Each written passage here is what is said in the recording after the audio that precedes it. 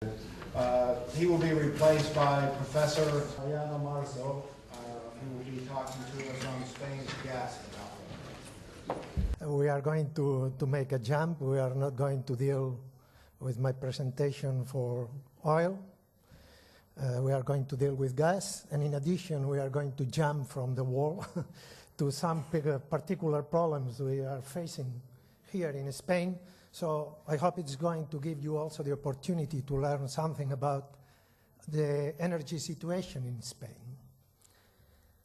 Let me see that this is the Spain's primary energy mix in 2007. Hydrocarbons amount for 84% of our primary energy mix. Our indigenous production, taking into account nuclear, although we are importing the nuclear fuel, it's only 21%. And gas natural represents, or natural gas, sorry, represents 22% of our total energy mix. We are the sixth market in the European Union in terms of consumption. First one is the UK, second one is Germany, the third one is Italy, four is France, and fifth could be Netherlands or Spain. So it's a big market in terms of consumption, and this market has three main elements which differentiate it from other continental markets. First of all, it's high rate of growth. It's impressive, as you are going to see. Second one, it's a heavy and growing dependence on liquefied natural gas. We are the third country in the world in LNG imports. And finally, it's that we are right now a fully liberalized market. I'm not going to deal with the last issue, but it's important because it's quite a difference with the rest of our neighbors, even in Southern Europe. In terms of consumption, let me tell you that between 1995 and 2005, the average annual growth rate was around 14%.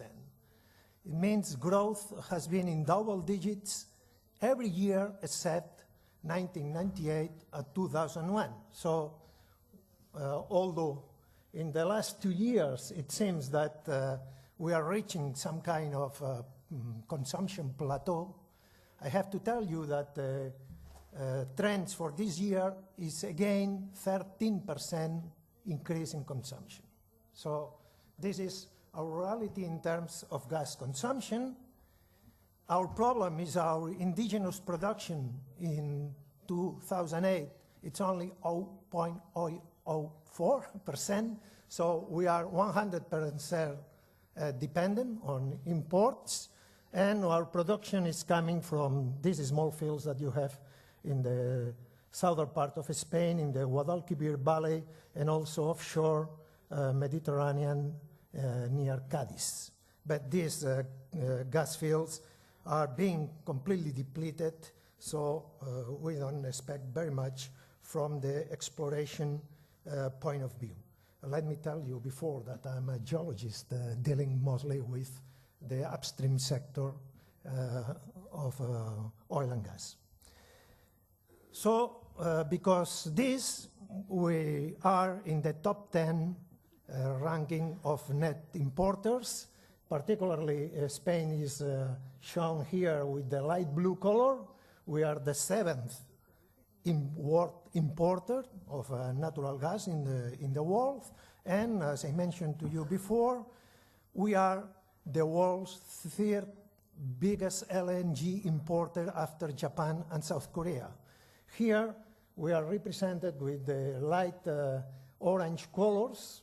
And as you can see, our LNG share of our total gas imports are in the order of 68%, whereas natural gas through pipeline, it's only 32%. So we are quite dependent on LNG. Our supplies in 2007 comes in a 37% from just one country, Algeria. This is accomplished both by LNG cargoes and also through pipeline as natural gas. We are also importing a lot of LNG from Nigeria, some others from the Persian Gulf, and also from Egypt. Other suppliers are Norway, which is shown here in violet, it's through pipeline, and also from Trinidad Tobago, it's the dark blue, and Libya, which is shown in yellow on top of the red. So that means that we are dependent from imports from Middle East and Northern Africa in 63% of our total imports. If we include Nigeria, then Middle East plus Northern Africa plus Nigeria accounts for 87% of our gas imports.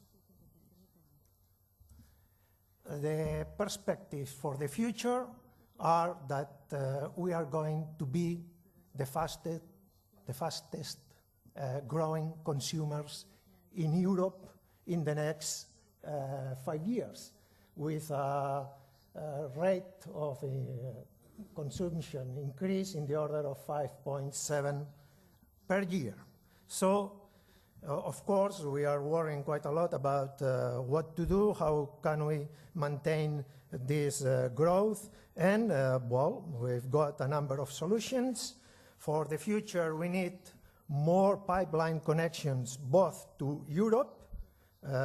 For the moment, just notice in this map that we are just an island, an energetic island. There is only a small gas connection to the European system, but at this moment, the European Union and the Spanish industry is working in building more connections to the European markets, and of course, we need to increase our connection to the main supplier, which is Algeria, also connections towards the south. In particular, this is the situation regarding our connection to Algeria. You have the gas fields in red and the oil fields in green. We have a pipeline which is running through Morocco and the Gibraltar Strait to Spain, but we are just about to build, or in fact it's already being built, a new one which is going directly from Algeria shore to the Mediterranean shore near Almeria, which is called the Medgas pipeline. This is going to be working 2010 maybe, and also there is plan for going not farther south to Algeria and farther east. Particularly, there is a big project. This is just a big project, only a project, which is building a pipeline coming from Nigeria and linking through the Algerian system to Spain and Europe. And there is another one, which is also fantasy at this moment, which is bringing directly gas from Middle East through a Mediterranean ring, which is going to run all along the shore of the Mediterranean. Of course, in addition to more pipelines, we are thinking in increase our LNG imports. In fact, at this moment, we've got the regasification terminal plant 6 in the peninsula and 2 more in construction in the Canary Islands. We've got a big one in Barcelona, some others along the Mediterranean coast, 3, some on the Atlantic and Cadiz, and 2 more on the Atlantic facade. We plan to increase our LNG regasification capability, and also we plan to build more underground storages, because at this moment we only have 3 of them in the whole peninsula.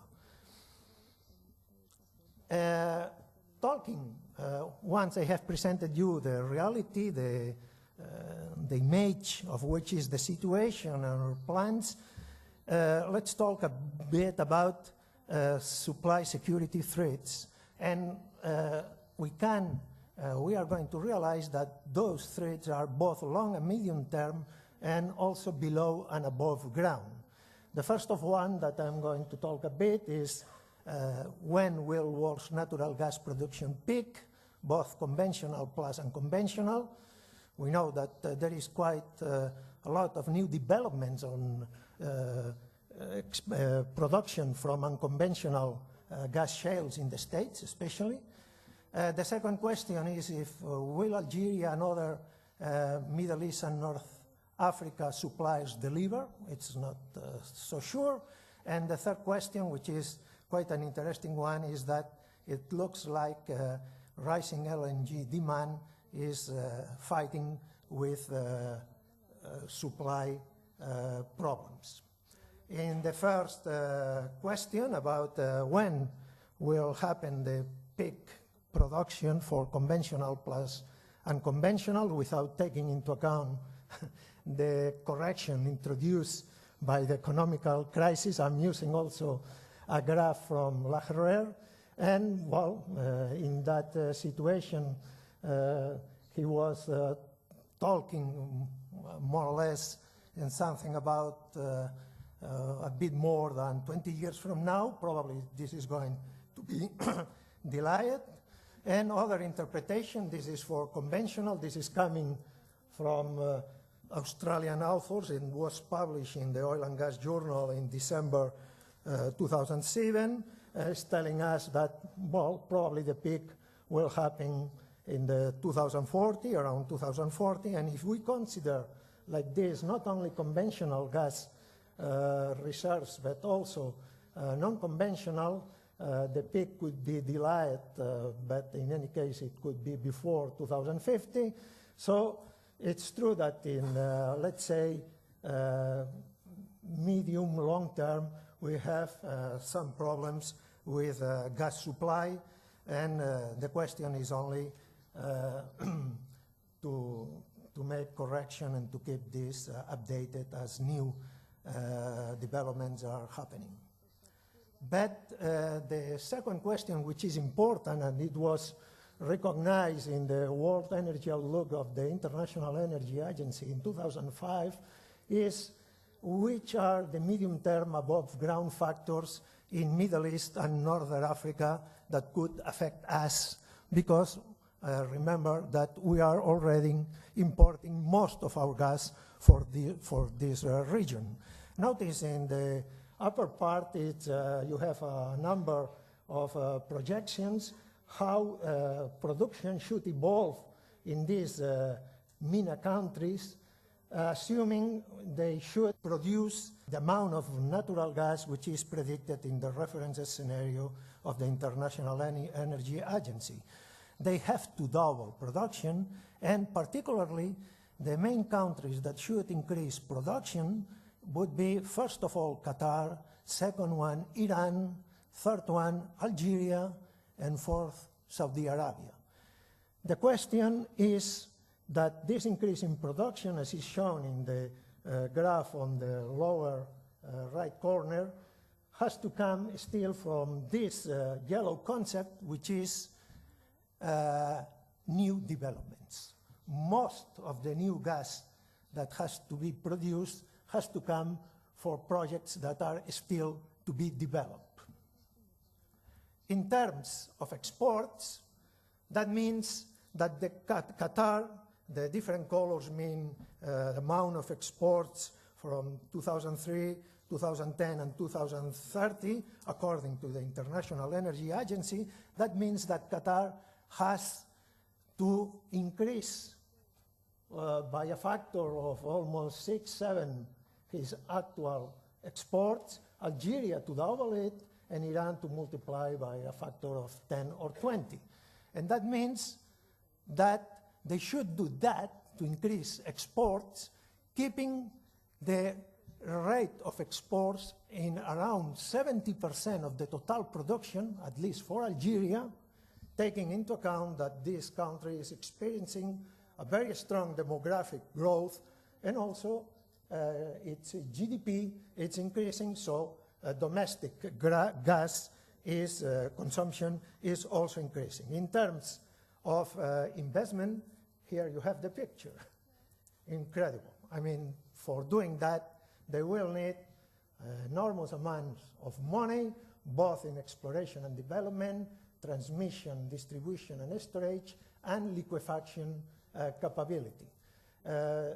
This is something that, of course, in these moments of global crisis is something which is not easy to accomplish. And the International Energy Agency, even before that financial crisis we are living in 2005, produced a deferred investment scenario just to explore which could be the effects of a slow rate on investment. The agency assumed what could be the effects of a decrease in 20% the amount of investments that were needed in that area. This deferment could reflect government decisions. We know that politics is playing quite a role in energy markets lately.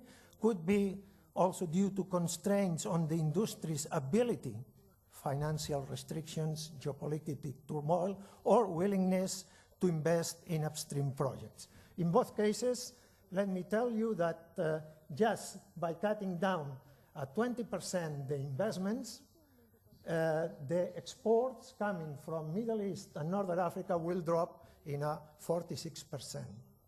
And particularly in the case of Algeria, the exports will drop in this deferred scenario in the order of 28%.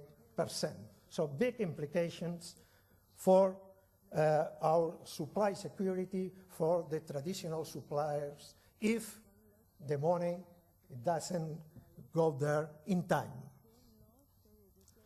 The last uncertainty has to do with our big dependence on LNG projects.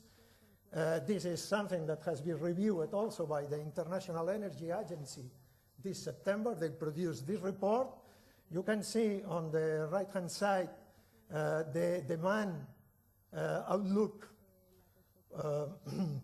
for Europe or OECD, and the light blue is LNG. You can see that from 2005 to 2015, the amount of LNG demanded by Europe is going to double. Something is going to happen the same in North America, although indigenous production is still covering a lot of consumption, and the same for the Pacific. The map for LNG terminals around the European coast are showing in these maps. Forget a bit about the lines, which are pipelines coming from Russia and from Northern Africa. We don't care very much here in Spain about the supply troubles with Russia because we are not connected to the European system yet. But the dark blue stars represents terminals which are already operating, and the open stars are new projects to be developed all around the Mediterranean and the Atlantic coast. Notice especially the situation in the UK and Northern Europe. The problem is regasification capacity. The terminals we have built, they have a capacity which is almost the double that the liquefaction capacity at the producer side. For instance, the number given in that report is that in 2007, 2008, and early 2009, there will be about 80 billion cubic meters of liquefaction capacity added to, at a global scale, at the present regasification capacity, liquefaction capacity, but the regasification is already planning 180 billion cubic meters, what means that there is almost the double regasification capacity that liquefaction one. And this delay, or this lag between liquefaction and regasification is, of course, due to project delays across the industry caused by shortage of skilled labor. I have to tell here, as a university professor teaching geology, that the scarcest resource at that moment is people plus time, not only oil, gas, and others, but the number of professionals working in the upstream sectors, and also, of course, these delays reflecting higher material and engineering costs. And even when project starts operation from the liquefaction site, initial troubles as well as occasional shortages of feed gas often prevent them from producing at design capacity for a prolonged period. This is a list of delays, significant project delays in LNG. Two of them, the one on top and the one before, come from Algeria. Serious problems to meet his LNG liquefaction expansion projects. And the other three in the middle comes from Nigeria, which is also providing or supplying us with LNG. The situation is that in his the projected expansion from the Pacific market, which is the gray color, and the Atlantic market, which is the light blue on top, and the hybrid market would be in the middle. The projections for expansions on LNG capacity given in the report in 2008 is the one showing with the red line. But notice that year after year, in the report in 2006 and in the report of 2007, all this capacity has been declining and being delayed. So there is a problem of meeting the LNG expansion capability, taking into account delays happening in liquefaction projects. Taking into account all these troubles, and as I know, you started to discuss in the previous presentation, and you are going to have the opportunity of discussing more it tomorrow. Probably the only way we have to do here in Spain, well, is to change a bit our priorities, try to put fossil energy to the back of our system, and to rely more on renewables. Forget about this light in the cabin of the pilot, because probably means nuclear, and I don't want to introduce right now the debate, but it's a debate growing in intensity all over the world. But this dream, of course, means an energy revolution. This is primary energy transitions at the global scale during the last century. As you can see, coal, oil, and gas represent more, globally speaking, of 80% of our energy mix. So to put this on the back, it's going not to be an easy task.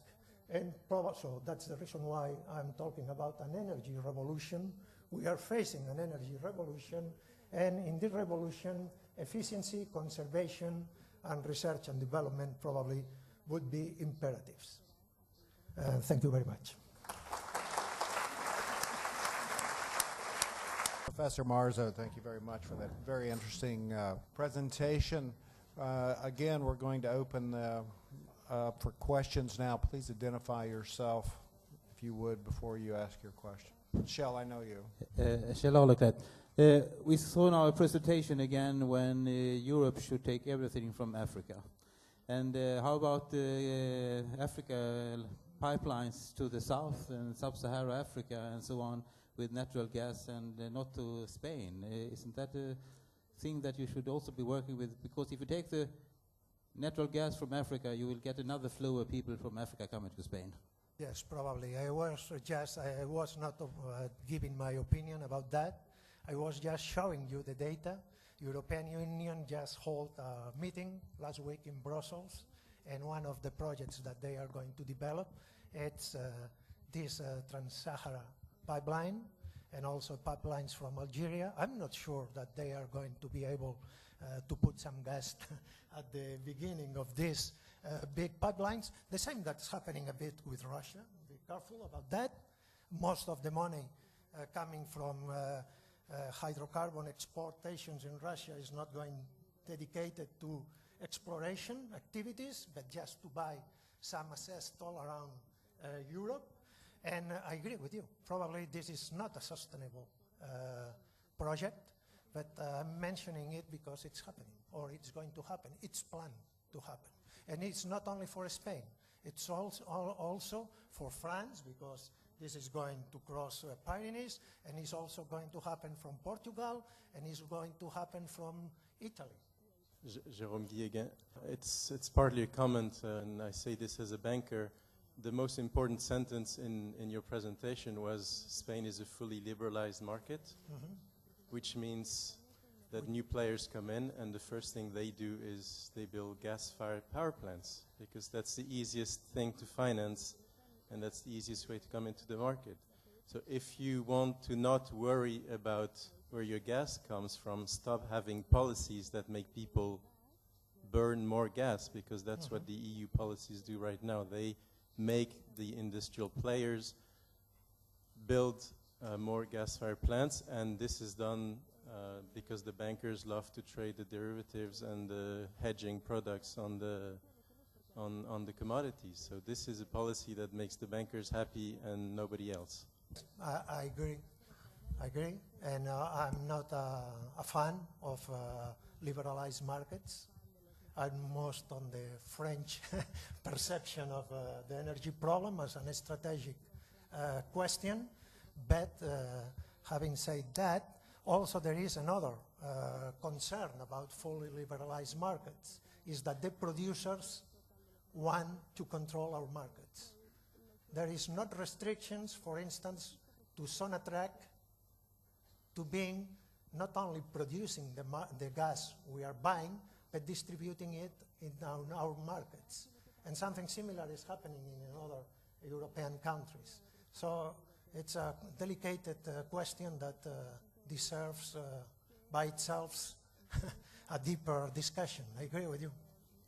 Just, you were showing one of my graphs on the world natural gas production, but this again, it is a graph only assuming below ground constraints.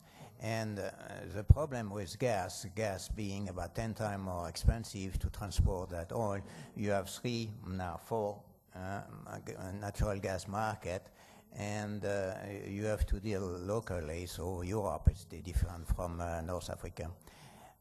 So again, we can have a shortage in one area.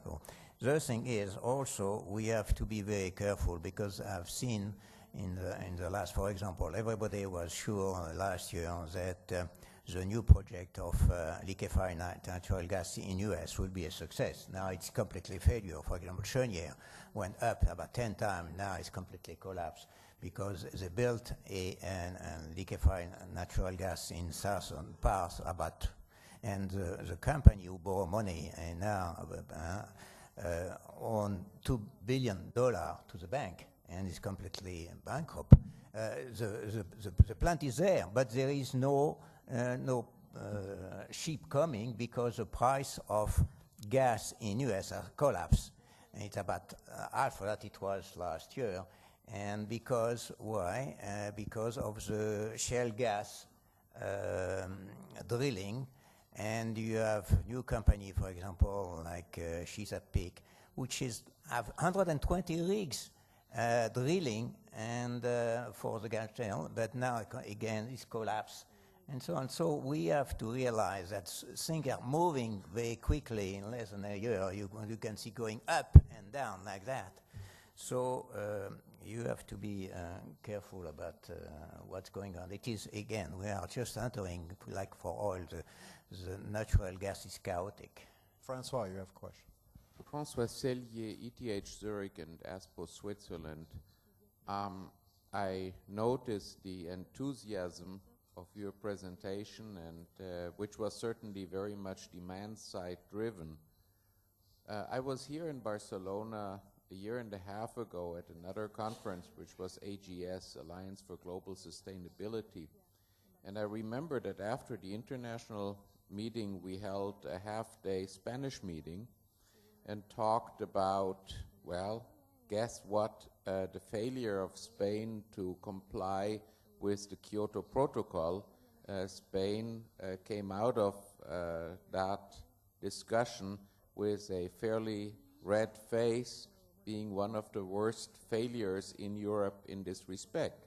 Now, if I believe your presentations, then your answer to that problem is tough luck. Is that what your answer is?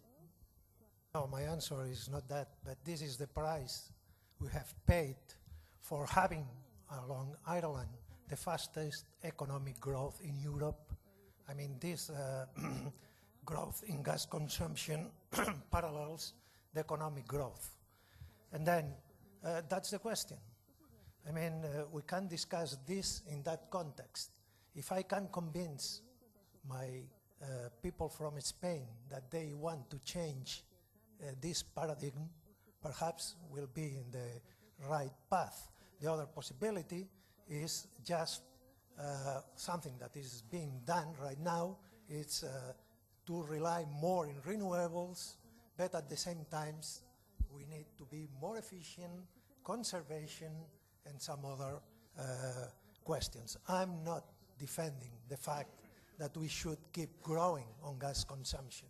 I'm just showing which our situation is right now and the situation that many people around Spain believes. They are not going at this time just to say that we don't want to keep to stop our economic growth for something else which is not well defined. It doesn't mean it's my particular opinion. I'm telling you a bit the sociology that I interpret it's around us.